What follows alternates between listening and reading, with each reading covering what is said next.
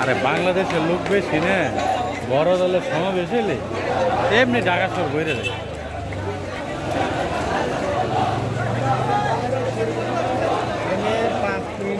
লোক আসবে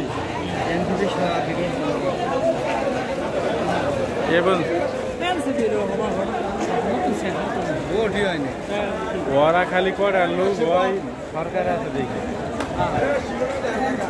আমি তো বিপদ দেখছি, কত বিপদ আছে রাজনীতি মানিয়ে নেব। বাই করবি না ভালো আছি, ভালো আছো? দেহাটুয়া নিয়েছ, বক্তব্য দিবে? দাঁড়াও, বড় ভাই তাতে কি? হ্যাঁ যাও, ওটা যাও, যাই বক্তব্য দেবো। মনে একটা না, হ্যাঁ 2 জায়গায় গরম আছে, শহীদ মিনার, শাহবাগ। তোমার কোন জায়গায় নমিনেশন? আমি তো বাংলাদেশের সংস্করণ পরিষদের চেয়ারম্যান। আমি তো বাংলাদেশের রাষ্ট্রপতি পদক প্রার্থী। তোমার তো ব্যানার বোনার দেখিনি। ব্যানার লাগবে না, ব্যানার ছাড়াই আপনারা এক্ষেত্রে আপনার সার্বিক সহযোগিতা কামনা করছি। টাকা চান কেন ভাই? আপনার বড় ভাই মানুষ।